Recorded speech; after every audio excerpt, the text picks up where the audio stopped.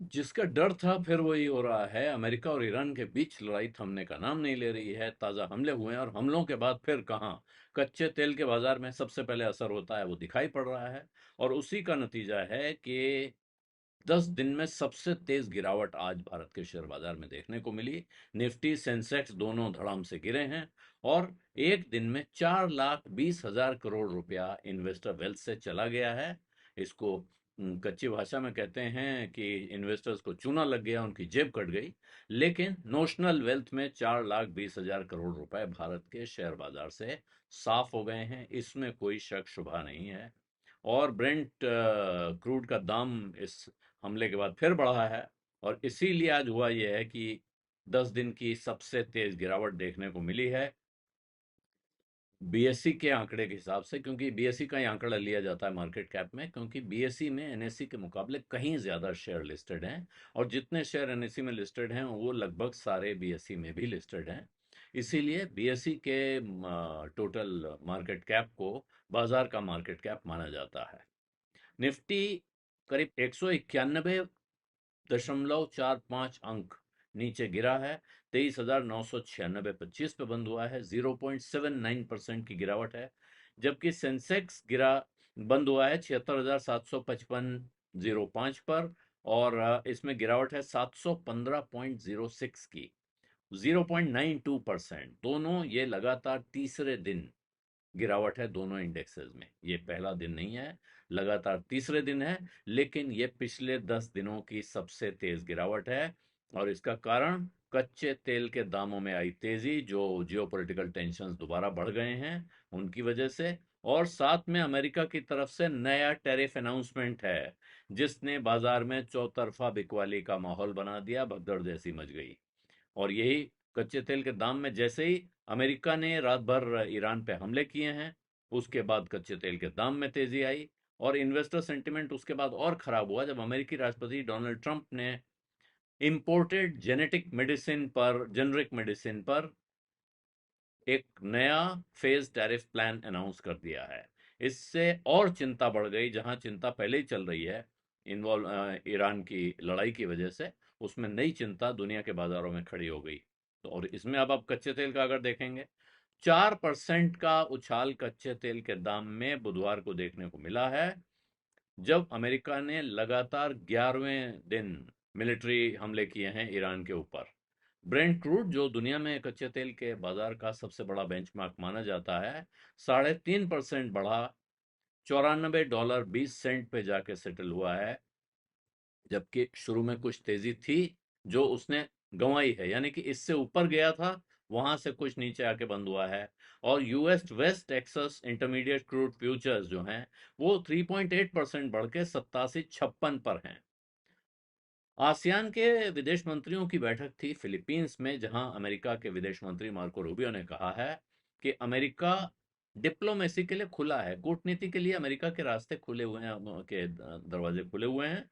लेकिन साथ में उन्होंने ये भी कहा है कि ईरान के साथ जो पहले समझौता हुआ था हॉर्मुज को लेकर दोनों पक्षों के बीच में, उसका ईरान पालन नहीं कर रहा है, उसका सम्मान नहीं कर रहा है, उसे मान नहीं रहा है। तो उनका कहना है कि हमारी चिंता यह है कि ईरान ने जो बातचीत हुई है उसके प्रति कोई कमिटमेंट नहीं दिखाया है, कोई संकल्प अभी तक जेन्युइन संकल्प नहीं दिखाई पड़ा है। और अगर ईरान गंभीरता से बातचीत में दिलचस्पी रखता है तो हम भी रखते हैं, और अगर वो नहीं रखते हैं तो फिर हम वो करेंगे जो हमारे इंटरेस्ट और हमारे मित्रों सहयोगियों के इंटरेस्ट को बचाए रखने के लिए जरूरी होगा। इसका मतलब सीधा है कि फिर हम लड़ाई करेंगे, हमला करेंगे, जो हमने किया है वो सब हम और आगे और बढ़ा सकते हैं। अमेरिकन सेंट्रल कमांड की तरफ से भी आया है कि उनका जो ताज़ा ऑपरेशन है उसमें ईरान की मिलिट्री कमांड फैसिलिटीज़ को टारगेट किया गया है। उनके तमाम युद्ध के इस्टेब्लिशमेंट्स को, मैरीटाइम एसेट्स यानी कि उनके जहाज़ों को, और एयरक्राफ्ट शेल्टर्स को, ड्रोन स्टोरेज साइट्स को, और लॉजिस्टिक इंफ्रास्ट्रक्चर को। लेकिन अभी वो कह रहे हैं कि ये जो स्ट्राइक हुआ है, जो हमले किए गए हैं ताज़ा, इनसे ईरान की कैपेसिटी कम की जा रही है ताकि वो हॉर्मुज स्ट्रेट के जरिए आने जाने वाले जहाज़ों को खतरा पैदा करने या उनको नुकसान पहुंचाने की उसकी क्षमता को घटाने की कोशिश थी, और ये इससे उसकी क्षमता में कमी आई है। ये मार्को रूबियो का और सेंट्रल कमांड का दावा है। मार्को रूबियो ने यह भी कहा है कि ईरान के साथ बातचीत में सबसे बड़ी जो अड़चन है वो अब होर्मुज स्ट्रेट या होर्मुज जलडमरू मध्य ही है। उनका कहना है ईरान चाहता है कि अब वो इस जल मार्ग पर उसका नियंत्रण हो, उसका कब्जा हो। और वो कह रहे हैं कि अगर इस तरह का नियंत्रण देने की बात हमने मान ली तो ये पूरी दुनिया के लिए एक बड़ा खतरनाक उदाहरण बन जाएगा। बाजार उसके बाद इस कष्ट के बाद, ये अपने आप में एक कष्ट है, लेकिन करेला तो नीम चढ़ा, तो नीम चढ़ाने के लिए आ गए डोनाल्ड ट्रंप। उन्होंने जेनरिक मेडिसिन, जो अमेरिका में जेनरिक मेडिसिन इंपोर्ट होती हैं, उन पर एक फेज टैरिफ प्लान का ऐलान कर दिया कि 1 अगस्त 2026 से जो भी इंपोर्टेड जेनरिक ड्रग्स आएंगी वो जीरो टैरिफ होगा उस पर 2 साल के लिए। अभी 2 साल जीरो टैरिफ रहेगा, लेकिन उसके बाद उन पर 100% टैरिफ 1 साल लगेगा, और उसके 1 साल खत्म होने के बाद फिर 200% टैरिफ लगाया जाएगा।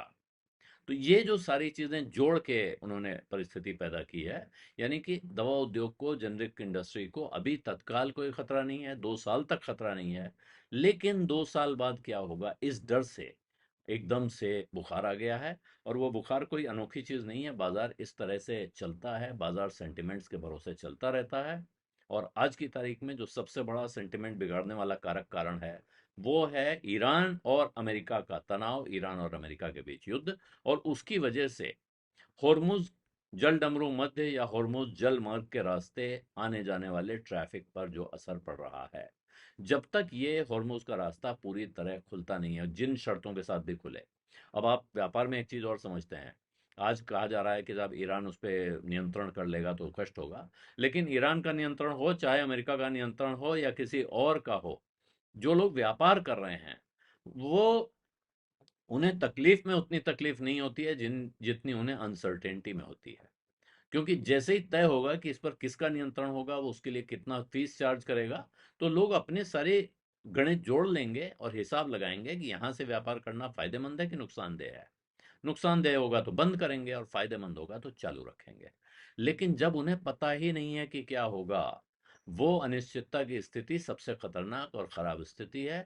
और उसी से बचने की कोशिश लगातार पूरी दुनिया कर रही है। पूरी दुनिया के व्यापारी या सरकारें या वो व्यापारिक हित देखने वाली संस्थाएं जितनी लगी हैं, वो इस काम में लगी हैं कि किस तरह से हॉर्मुज स्ट्रेट वापस खुले और उसके खुलने के नियम कायदे तय हो जाएं। हालांकि सब चाहेंगे तो ये कि हॉर्मुज स्ट्रेट वैसा रहे जैसे पहले था, जहां से आने जाने का रास्ता हर एक के लिए खुला हुआ था, लोग अपने रास्ते चलते थे, आते जाते थे, अपना काम करते थे।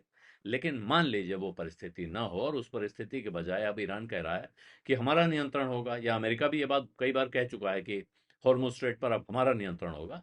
तो इन दोनों का हो, या कोई एक न्यूट्रल बॉडी बन जाए जो हॉर्मुज स्ट्रेट को कंट्रोल करेगी, उसको जैसे ही वो तय हो जाएगा, उसका फैसला हो जाएगा, तो उसके बाद सारे लोग जो उधर उस रास्ते का इस्तेमाल करते हैं, वो उसके हिसाब से अपनी कैलकुलेशंस कर लेंगे, अपने हिसाब लगा लेंगे और अपना बिजनेस आगे जारी रखेंगे।